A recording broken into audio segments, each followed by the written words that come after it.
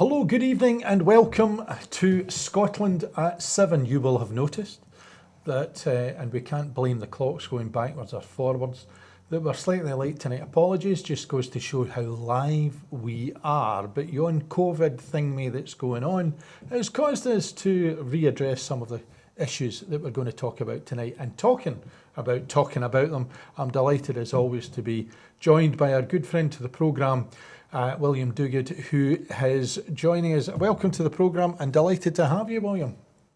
Delighted to be here, in amongst all the trick-or-treaters showing up at the front door. So it'll be fun. Well, it'll be an interesting evening all round. And as always, we begin with our Ukrainian update on day 611 of the illegal Russian attack on the sovereign state of Ukraine. Ukrainian President Volodymyr Zelensky has said that Russian forces have lost at least a brigade's worth of troops attempting to advance on Ukraine's eastern town of Avdiivka. Brigades vary in size and can number between 1,500 and 8,000 troops, and both Ukraine and Russia keep their battlefield losses a secret. The White House National Security Council spokesperson John Kirby has said that Russia was executing soldiers who failed to follow orders and threatening entire units with death if they retreat from Ukrainian artillery fire. Russia has said it thwarted a Ukrainian drone attack near the Kursk nuclear power station in Kurchatov in the south of the country, where two news outlets said an explosion had damaged the facade of a warehouse storing nuclear waste. At a meeting of the Russian Security Council, Vladimir Putin has claimed that weapons from the conflict in Ukraine are being smuggled into the Russian Federation illegally. The wives and families of enlisted Ukrainian soldiers have gathered at Independence Square in Kyiv to call for the right to voluntarily demobilise after 18 months. President Zelensky's top diplomatic advisor has said that officials from up to 70 nations will meet in Malta to discuss Ukraine's vision for peace this weekend, rejecting the idea that cracks are beginning to appear in Allied support for Kyiv. The talks on Saturday and Sunday will bring together national security advisors and foreign ministry officials to discuss Zelensky's 10-point blueprint for a peace settlement after 21 months of war. A fire station has been struck in the Ukrainian city of Izium, damaging equipment and injuring 8 people. Russian-installed official Vladimir Rogov has claimed Russia destroyed at least 4 of the Leopard tanks supplied to Ukraine by the West in the Zaporizhzhia region within the past 24 hours. Arriving at the European Union summit in Brussels, the European Council President, Charles Michel, said he expected leaders to discuss Ukraine, adding that there was broad support for financial assistance to the country. Irish leader Leo Varadkar said, because of all the other things that are happening in the world, and not least in the Middle East, it would be very easy to lose focus on the war in Ukraine, and essential that we don't do that. Viktor Orban has told Hungarian state radio that the European Union's strategy over the war in Ukraine has failed, and the bloc should create a plan B as the Ukrainians will not win on the front line. The UK Ministry of Defence has noted that the Russian Air Force's long-range aviation fleet of heavy bombers has not conducted air-launched cruise missile strikes into Ukraine for over a month. Anatoly Antonov, the Russian ambassador to the US, has criticised Washington for its latest round of support for Ukraine. Newly elected US Speaker of the House, Mike Johnson, said that funding to support Ukraine and Israel should be handled separately, suggesting he will not back Joe Biden's $106 billion aid package for both countries. William, a lot to take in there. The thing that sticks out for me is Viktor Orban suggesting that Ukraine won't win. Well, he would say that, which probably is a well-known phrase from another context. Because, yeah, it's still very much in the mix, and you get conflicting stories, I think, depending on what side you're listening to. The main focus for me actually is on what's going to happen with the 106 billion package, because I think that's been tied up with not just Ukraine, but as you say, Israeli security and indeed American security, in an attempt probably to nudge all three of them through together. And I think there is some dubiety about whether Senate will actually agree to that, which is, as you said, uh, the new guy in charge is not too keen on the idea. Mitch McConnell, one of his predecessors, is a wee bit more enthusiastic about it. But it seems to me that in terms of where the war goes next, that kind of continuing support from the US and the EU and others is crucial, because there is always the possibility that maybe people's attention is distracted by Gaza, a huge, huge thing, and just by the other things going on in the world, and it just slips to the bottom of the agenda. Too many things to fund, and things cool down, and that will have its own consequences if that happens. So one to watch and see what the Senate does, and indeed see what the EU does trailing along after. Indeed, and talking of the Israeli-Gaza conflict, that is exactly what we're going to do. And in the latest news regarding that conflict, Israeli infantry backed by tanks and armoured bulldozers have attacked supposed Hamas targets in an overnight ground raid in the northern Gaza Strip. The military said the operation was preparation for the next stages of combat, and that the soldiers have since exited the area and returned to Israeli territory. The Israeli Defence Forces, the IDF, said it has killed the deputy head of Hamas's intelligence directorate, Shadi Baroud, in a strike in the Gaza Strip. The confirmed number of people held hostage in the Gaza Strip since the 7th of October cross-border raids by Hamas has risen by 2, reaching 224. This according to the Israeli military. So far, 4 hostages have been released. Hamas's military wing, the Al-Qassam Brigades, has said that almost 50 hostages held in the Gaza Strip have been killed due to Israeli strikes. The Council on American Islamic Relations called on Joe Biden to apologise for his shocking and dehumanising remarks after President Biden questioned the reliability of the ministry's reporting of the number of people killed and wounded during the Israeli assault on Gaza, because the health ministry is run by Hamas. Omar Shakir, the Israel and Palestine director at Human Rights Watch, said he saw no evidence that the numbers were being manipulated. The Gaza Health Ministry has issued a 212-page document with lists of names and identification numbers for 7,028 Palestinians that have been killed by Israelis' bombardment there since the 7th of October. A senior Hamas delegation has travelled to Moscow to meet Russian foreign ministry officials for talks on foreign hostages in Gaza. The delegation was led by Musa Abu Marzouk, a founder and political leader of Hamas, who met the Russian Deputy Foreign Minister Mikhail Bogdanov.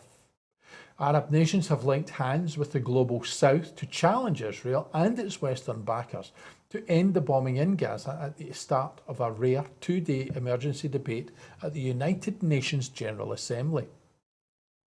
A joint statement signed by the foreign ministers of 9 Arab countries has condemned what it described as the targeting of civilians and violations of international law in Gaza. Rishi Sunak has said that UK border force teams are pre-positioned in Egypt to assist British citizens trying to leave Gaza. Leaders of the 27 EU member states have unanimously called for humanitarian corridors and pauses of the shelling in Gaza to allow food, water and medical supplies to reach Palestinians. The EU's 27 members said that the EU reiterates the importance of ensuring the protection of all civilians at all times in line with international humanitarian law and deplores all loss of civilian life. UN humanitarian chief Martin Griffiths has said that aid is barely trickling into Gaza despite the agency's best efforts. Mr. Griffiths said bombardments on Gaza are getting worse, even in areas supposed to be safer.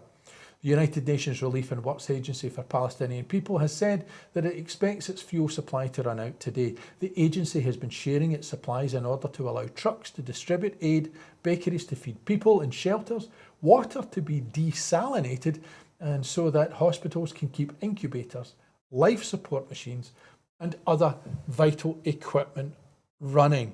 Well, there we have a war that is being fought in a part of the world which is well used to some kind of conflict ongoing, but a lack of humanitarianism, I think, at the heart of what this revenge mission looks to be.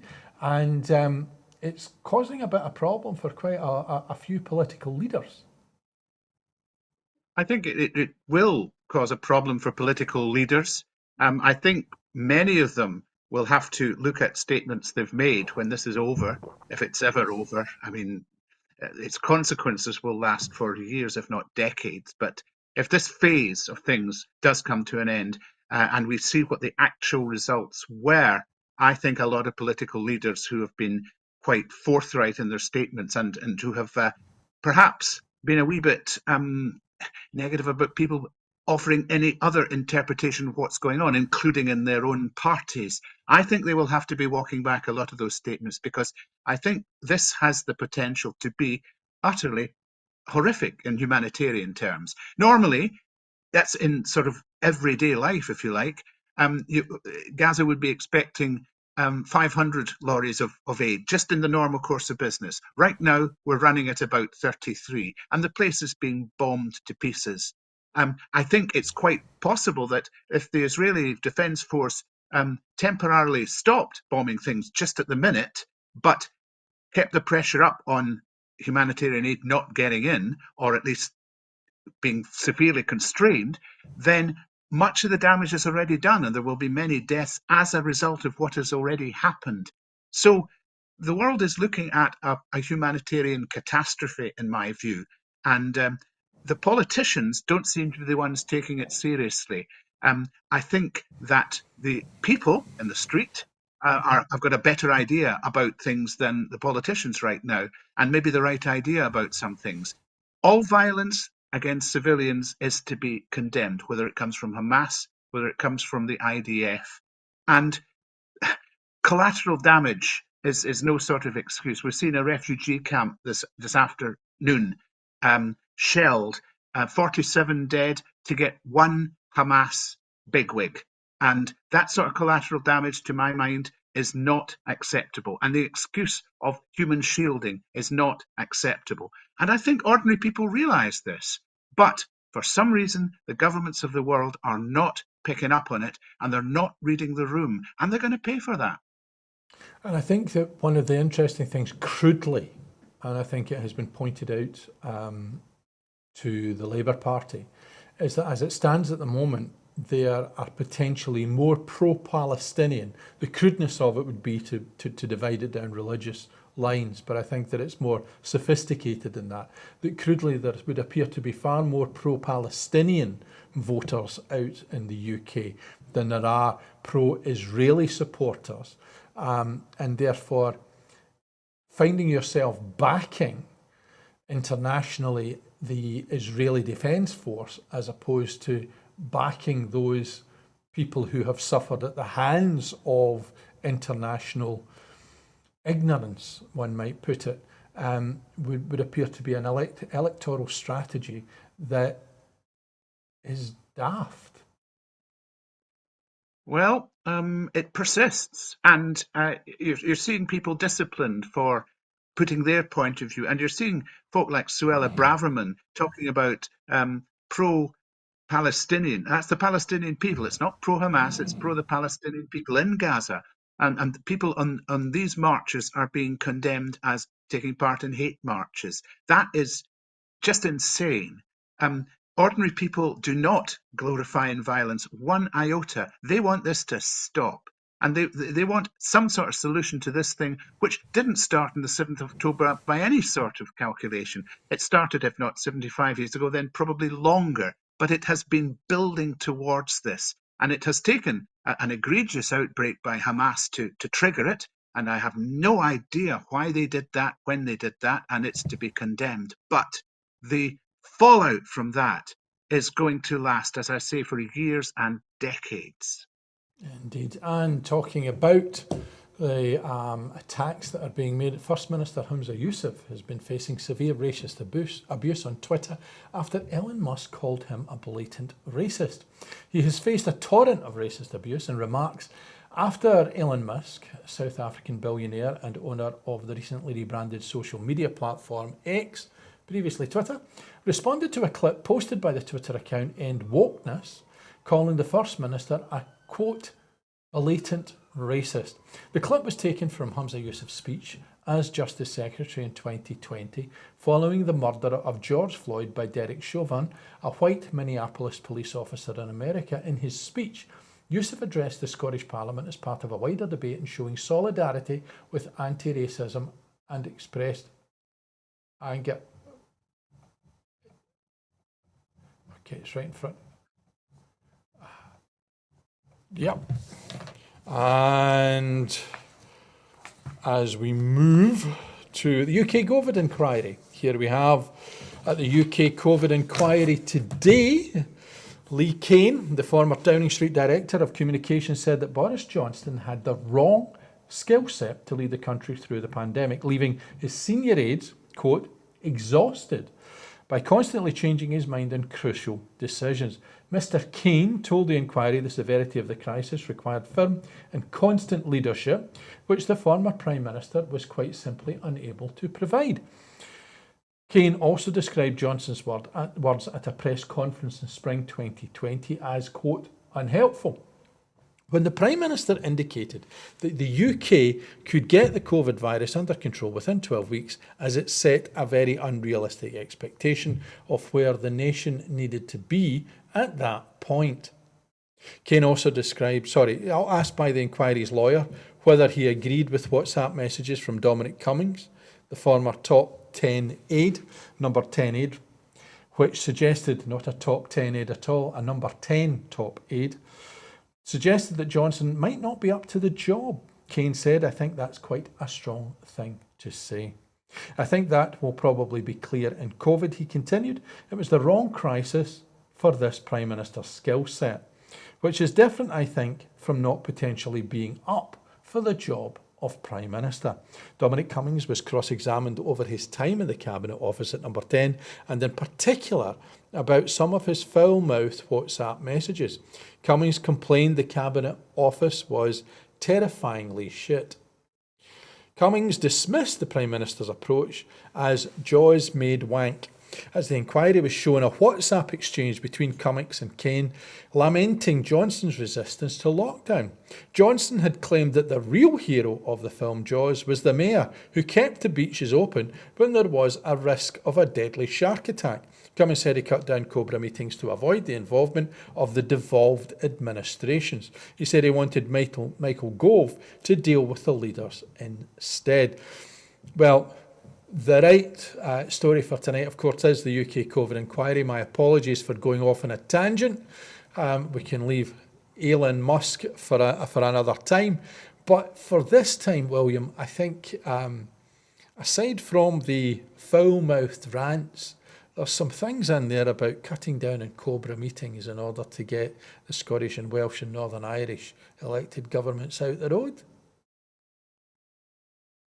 It's almost now getting to the point where you could be writing a satirical novel about this.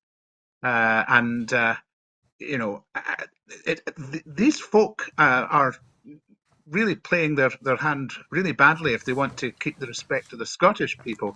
And it's very interesting, the attention that the Scottish media is putting on the Scottish COVID inquiry, almost to distract from all of this stuff that's going on. What we're seeing now appears to be rats in a sack. And Dominic Cummings is intrinsically not a man to be trusted, but that's the sort of level of sort of fighting that seems to be going on just right now. And they're all trying to resurrect their own reputations at the expense of the others. And I think particularly hard hit here will be Boris Johnson for sure. That's already happening every single day. I didn't know he had a skill set, but clearly this wasn't it, whatever it may be. And I think Matt Hancock's also taking a wee bit of a hammering as well. And it really is the stuff you couldn't make up. Let's put it that way.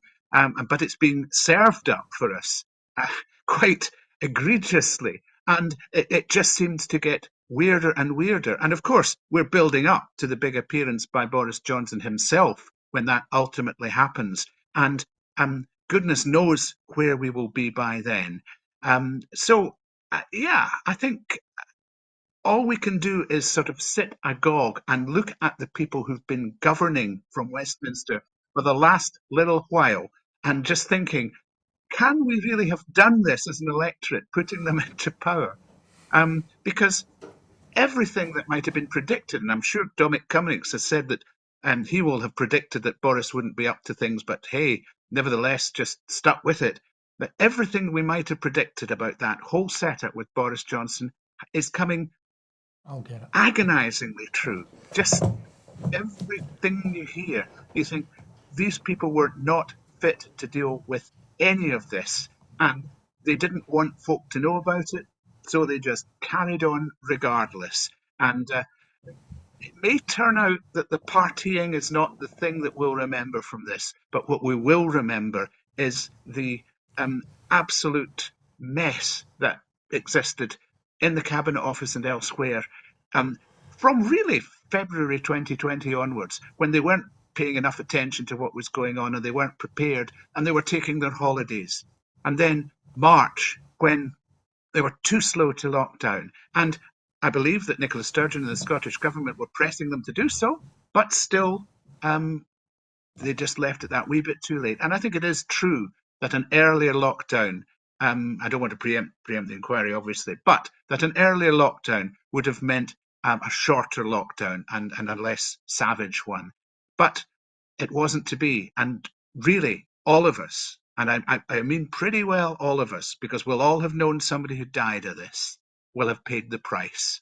Indeed, and we're probably going to find out just exactly what the Scottish Government were thinking at the time, as the reason for us being late tonight has been about the Scottish Ministerial statement on provision of information to the COVID-19 inquiries.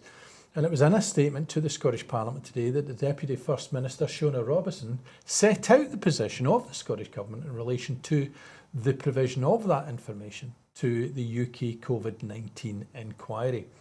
Deputy First Minister started her comments by saying that the loss and trauma experienced by people across Scotland throughout the COVID-19 pandemic could not be overstated, and invited the Parliament to remember all those who had lost their lives or had them permanently changed. She said that she hoped that, though through the Scottish Government's cooperation with both the UK and Scottish COVID-19 public inquiries, they would get some answers and some relief. The Scottish Government established the first public inquiry into the UK, to examine the response to the COVID-19 virus in December 2021, which was ahead of the UK Government commencing the UK-wide public inquiry. Deputy First Minister said it was important to note that both inquiries have made all the requests to witnesses in confidence, and those requests are not public.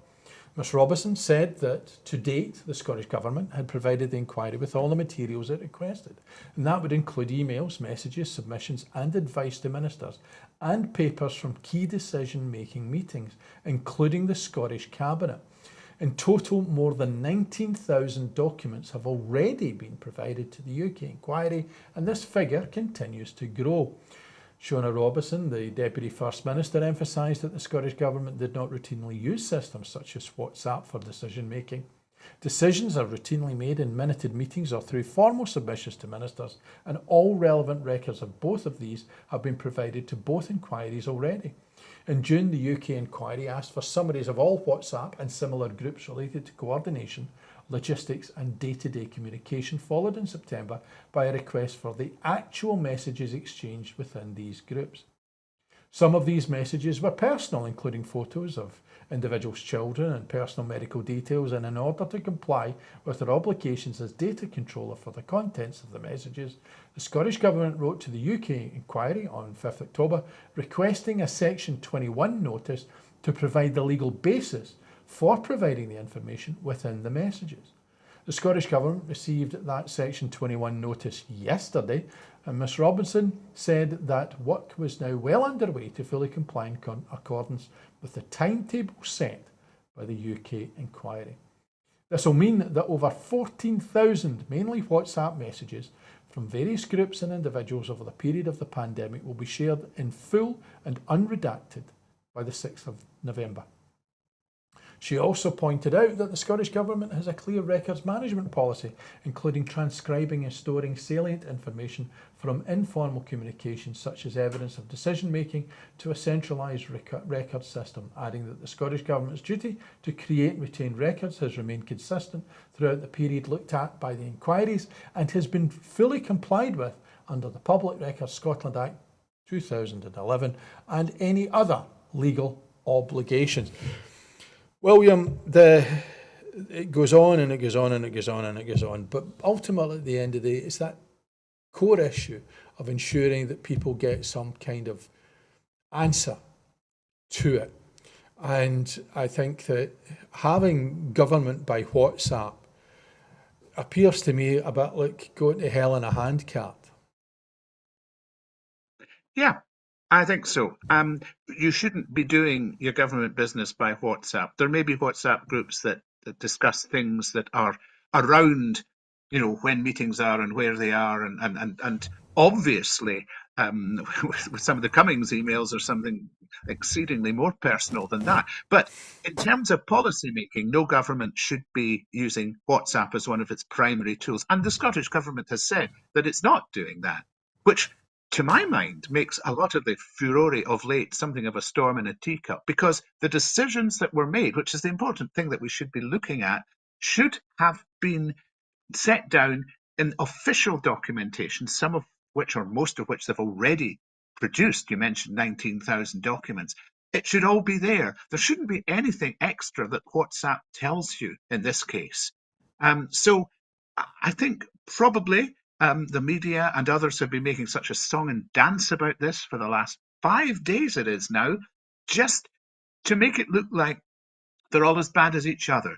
What's coming out in London, they're trying to hide away in Edinburgh so it doesn't come out. I don't believe that's the case. I don't believe for a moment the Scottish Government, and it's a low bar, let's face it, but the Scottish Government is not as dysfunctional as the Westminster Government. There couldn't have been any way they could have been that dysfunctional and got us in any way through the pandemic with the limited amount of control they had over that. There are big, big questions to be asked in both inquiries about how things were done in an admittedly unprecedented situation and how we can do things better if it were to happen again. And some of those may be painful things. They may be painful for the Scottish Government as well as for the UK government. But I just want the WhatsApp thing out the way, because I think it's an absolute red herring. There are far, far bigger fish to be frying in the inquiry.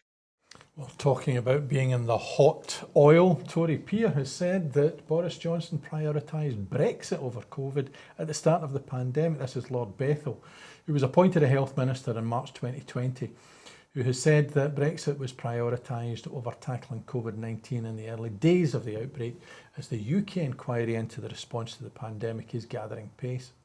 Lord Bethell said that the month the UK went into its first lockdown, Boris Johnson did everything he could to avoid focusing on the pandemic. Speaking on Radio 4's Today programme, the Conservative peer said, "I was aware that during the early days of the pandemic, it was extremely difficult to get any response from Downing Street, and we could see this train coming down the tracks at us. It was put to us there were other priorities, including Brexit. I personally found that completely unexplainable and baffling," he said. "I know Boris Johnson found the prospect of a pandemic personally very difficult to focus on. It was bad news of a kind he doesn't like to respond to, and he did everything he could to try to avoid the subject," he said. Bethell's comments came before the appearance of Dominic Cummings, Johnson's former chief advisor at the COVID-19 inquiry today. Lee Kane, the former number 10 director of communications who left government a day before Cummings, appeared ahead of him.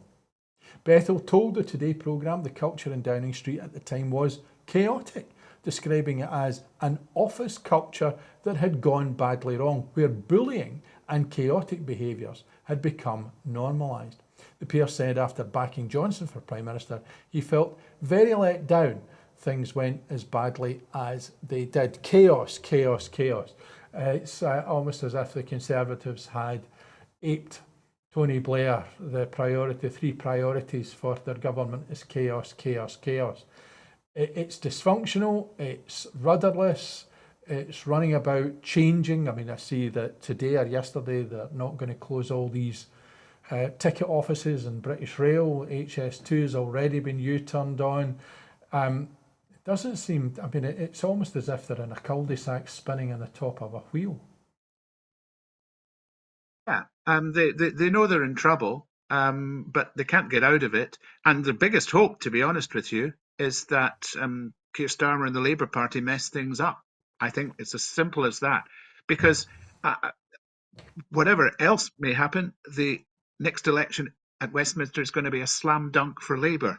Hopefully, it won't bleed too much into the Scottish result because that has implications of its own. But in England, I do expect Labour to really romp home because I can't see how enough people could vote for the dysfunctional thing we're seeing. Um, Something big would have to change in the next year. Um, as for Lord Bethell, well, his job was to hammer Boris Johnson. I expect that will be the job of quite a few people. But I think very specifically, Lord Bethell might have been batting for Matt Hancock because he was a bit of a supporter of Matt Hancock. He initially chaired his. Do you remember he was in the contest to be leader? He was the first to drop out because he got like 20 votes in the first ballot. But Lord Bethell chaired his campaign and also was instrumental in getting a pass to the House of Lords for when Gina Collis, oh gosh, I've forgotten her name, Collis, oh gosh, Matt Hancock's girlfriend. Let's not beat about the bush. The one with the So wandering I hands. think he's batting for Hancock. Cummings was not batting for Hancock. Cummings thinks Hancock is a liar and an incompetent and much worse than that. So the drama goes on, and but you're right. It's not any better with the current crew, and Sunak will have his turn in this inquiry. But meanwhile, he's U-turning left, right, and centre, as you said, with the train things, and they're just trying to get through to the next election and damage control. Well, the Sheffield, if I may call it, moment for Keir Starmer may well be what we're going to talk about next, as the Labour leader has made a speech to justify his position on the Israeli-Gaza conflict. And this was in a speech today in London. He has said that permanent ceasefire in Israel-Gaza war could risk further violence as he attempted to quell tensions within the Labour Party over his previous statements on the conflict. He called on global leaders to work towards restoring peace in the Middle East, defending his calls for a humanitarian pause to allow Palestinians to flee the fighting and for aid to be distributed. But he said that a permanent ceasefire at this stage could leave Hamas with the capability to carry out further attacks in Israel. He told an audience at the foreign policy think tank Chatham House, and I quote, "While I understand calls for a ceasefire at this stage, I do not believe that it is the correct position now." He claimed that an immediate ceasefire would both empower Hamas and prevent the return of Israeli hostages who were kidnapped during the 7th of October attack. Humanitarian pauses only last for short periods of time with the aim of providing aid and support rather than achieving long-term political solutions, according to the United Nations. Ceasefires are intended to find long-term solutions and seek to encourage the parties to engage in talks, including the possibility of reaching a permanent political settlement. Scottish Labour leader Anas Sarwar has come out in favour of the calls for an immediate ceasefire. At least 13 shadow ministers, including Alex Cunningham, Afzal Khan, Rushanara Ali, Andy Slaughter, Jess Phillips and Florence Ishalami, are among those who have joined calls for an end to the fighting. Labour has also been at odds over its stance in Israel with Andy Burnham in Manchester and Sadiq Khan in London, who have been calling for ceasefires. I'm lost. Surely what the Labour Party leader is not talking about is to continue attacks against civilians in Gaza in order to disempower an organisation. Surely where you live in, I don't know, France, Italy has the weaponry to attack you, but because of the relationship you have between the two, it's unlikely to happen.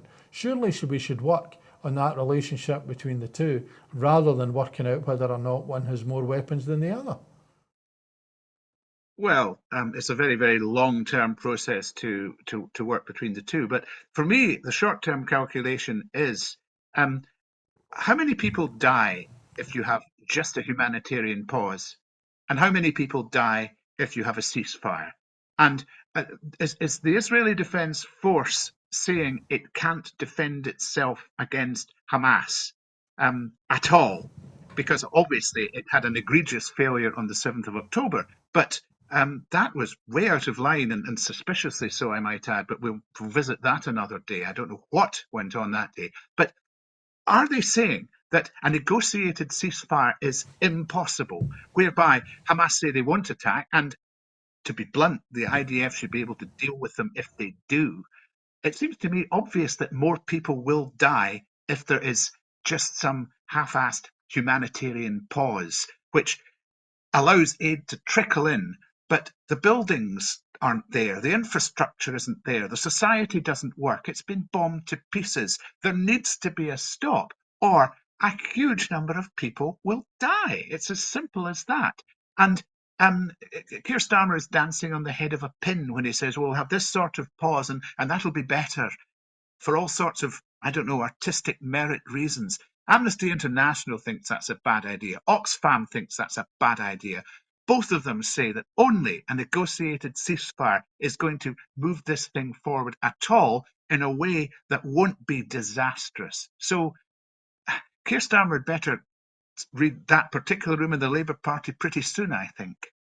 Indeed, and in further news today, Anas Sarwar has said he would back council tax freeze if funded by the Scottish Government, saying that he would back Hamza Yousaf's proposed council tax freeze provided the funds fully funded by the Scottish Government. His apparent U-turn follows opposition to the proposed fees by senior Labour politicians and Labour councillors voting to oppose it at a COSLA meeting. The change of heart is further confused by the previous Labour campaign position during the Rutherglen and Hamilton West by-election, when the party pledged to oppose the SNP making you pay more council tax. Commenting, the SNP's Kenneth Gibson MSP said, the SNP's council tax freeze is so popular it has actually persuaded Labour in Scotland to back a policy for once, despite Labour councillors voting to oppose the freeze and various Labour politicians attacking the SNP since the announcement. Freezing council tax will benefit every single household in Scotland, putting money directly into people's pockets to help support them through the Westminster cost of living crisis. The SNP government is working every day to protect the people of Scotland from cruel Tory Westminster policies, the majority of which Labour have committed to continuing. More confusion, Labour Party, internal people saying we should not do this, the leader of them saying yes we should, just like Keir Starmer is ruling his Labour Party from a position of confusion. It would seem that Anas Sarwar has caught the bug. Well, he's doing his best to try and spin it because he keeps emphasising the it must be fully funded, which of course the Scottish Government has committed to do. Now, there are questions about how they do fully fund a council tax freeze. It could be that part of the bond issue they're considering might fund it, I guess, but otherwise, because we work with a constrained, limited budget and the inability to borrow to any great extent, it does mean that money would have to come from somewhere else. So that is a question that needs to be asked. But just to harp on about it must be fully funded, like you have said it will be, doesn't really cut it at this stage. The onus will be on the Scottish Government to produce that, but until they fail to produce it, you really don't or shouldn't have a leg to stand on. So yeah, Anna Sauer probably doesn't know whether he's coming or going at the minute with all that's going on with the Labour Party, and he too is having to do some fancy footwork just to get some sort of line that people can stick to. I wish him well with that because I wouldn't like the job. So No, yeah, good luck, indeed. Anas. Indeed, and we go from fancy footwork for Anas Sarwar into good news today, as Scotland has recorded the lowest number of homicides since comparable records began in 1976. Scotland's chief statistician today published Homicide in Scotland 2022-23. The publication provides information on crimes of homicide recorded in that period of time.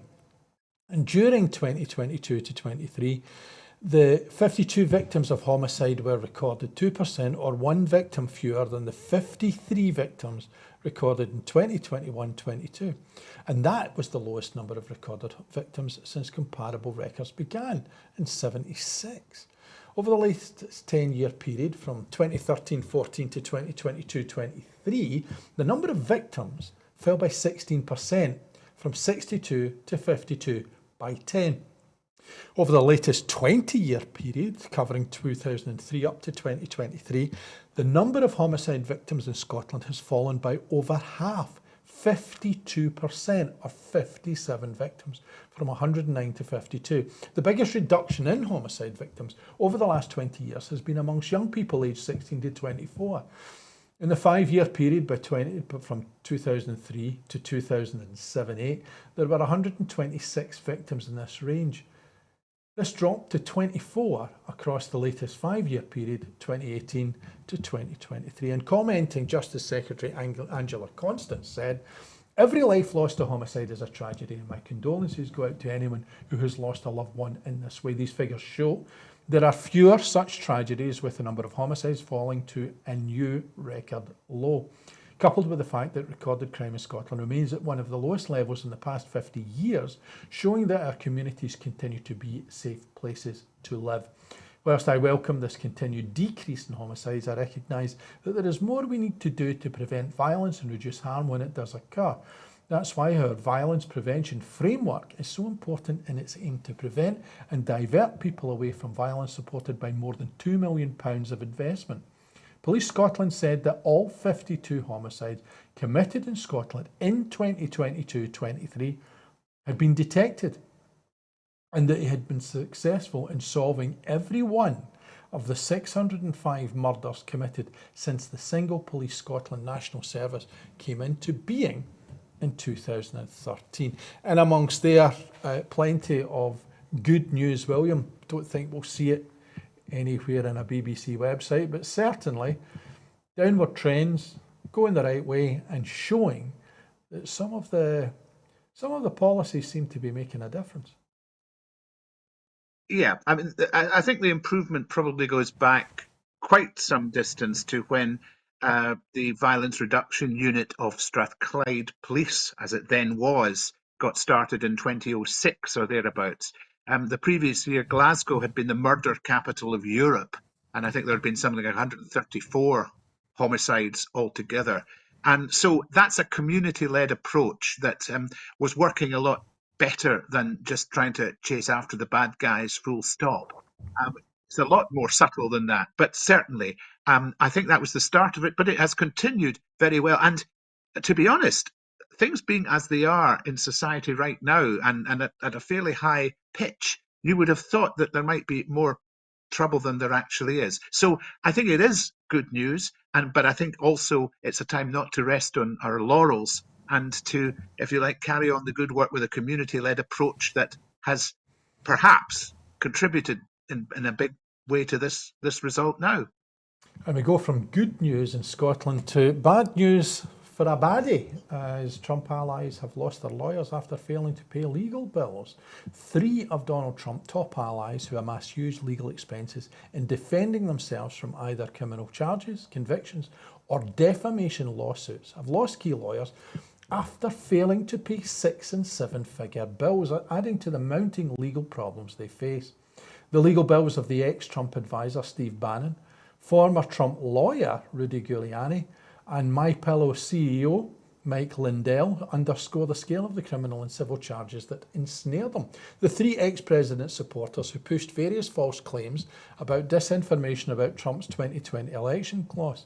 In November, Bannon has a court appeal over his criminal conviction and pending 4-month jail sentence for obstructing Congress by spurning a subpoena from the House panel that was investigating the January 6th insurrection. In August, Rudy Giuliani was charged with 13 criminal counts in Georgia by the Fulton County District Attorney Fani Willis, who also charged Trump and 17 others as part of a conspiracy to thwart Trump's 2020 loss there. Pressures on Giuliani escalated in October when 3 other ex-Trump lawyers he worked with in varying ways agreed to plead guilty and cooperate with prosecutors. Mike Lindell, who is fighting $2 billion defamation lawsuits by electronic voting machine firms he has claimed to help rig the 2020 election against Trump, has been billed for millions of dollars in legal fees owed to a Minneapolis law firm. In October, the law firm formally asked a court to allow it to withdraw from representing Lindell in these cases due to millions of dollars it was owed.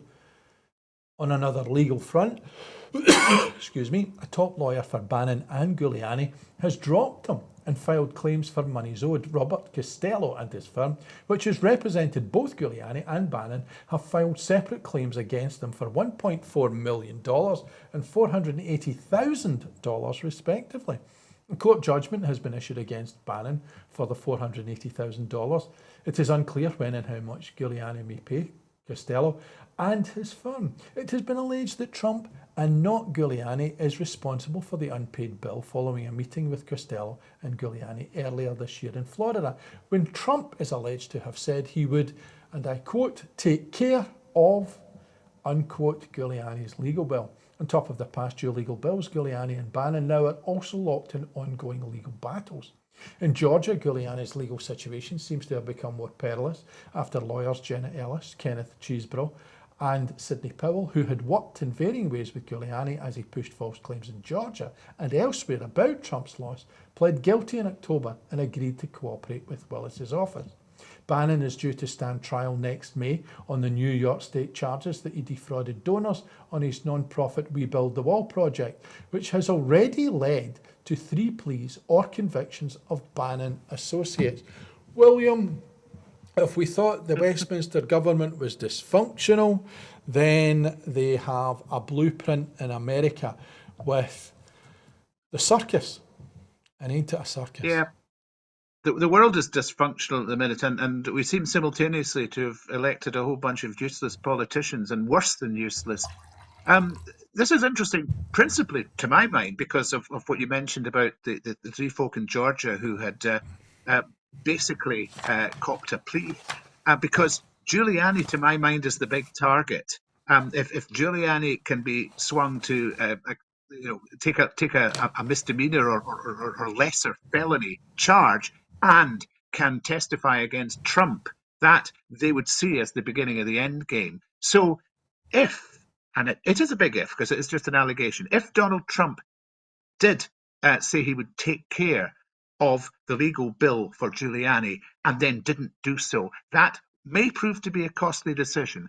I say the jury's out. I don't really mean the jury in this case, but there is a split in opinion about whether Giuliani is likely to cop a plea. Some think that he won't, some think that he will. But it's in the game now because of this, if you like, dropping into the lap of the prosecutors. There will now be pressure on him to do so. So it'll be very interesting to watch what happens in the next little while. Indeed. And finally tonight, I do want to get to this particular item because it's massively important, because NHS Scotland has launched a national menopause and menstrual health workplace policy. Measures to support women experiencing difficult menopause or menstrual health symptoms in the workplace are being introduced by NHS Scotland across their workforce. As one of the medium-term actions in the Women's Health Plan, the policy reflects recommendations from a study of NHS employees by Professor Kathleen Reich, supported by the Scottish Government. The new policy aims to create an environment where women feel confident in raising health issues so solutions can be put in place. Minister for Women's Health, Jenny Minto, said it's important to foster a culture of awareness and compassionate management in the workplace so women feel confident and comfortable in raising issues around their menopause or menstrual health. NHS Scotland's policy will recommend a number of measures that will make work life easier, such as flexible breaks and working arrangements. This is a positive example of an employer taking proactive steps to reduce barriers to women's health in the workplace, and we hope it promotes equivalent efforts across the public, private and third sectors. Well, William, I'm not going to throw this out for discussion. I think that we are somewhat debarred from having too many opinions with regards to this, given the gender politics that may be involved. But ultimately, it's once again one of the ways in which policy can be promoted by Scottish Government and by the state, and hope that somehow people will take note and follow in. Yeah, and if you have to have something that's good workplace practice coming in, you do it with Scotland's largest employer, which is what they've done, and they seem to be going the right way about it. And yes, I will limit my comments because I'm not an expert on this subject at all, but that would be my main takeaway from this. Indeed. And that's it for this evening. Can I start by, on this Halloween, we didn't get many trick-or-treaters. Hopefully nobody rang the doorbell and didn't get an answer. But thank you once again, William, for being with us. Absolute pleasure and delight as always. And yes, I enjoyed the ride, and it was a ride tonight. It was indeed.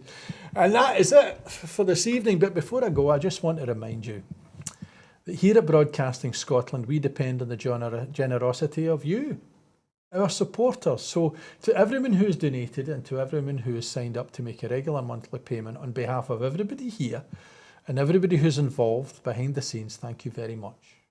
Our programmes will always be free to view. However, if you can afford £5 a month, please consider becoming a Broadcasting Scotland supporter. Our need to reach our £30,000 target to pay our bills is still pressing. But due to the generosity of our supporters, we have raised over £20,200. But it's really urgent that we need to raise the remaining £9,800.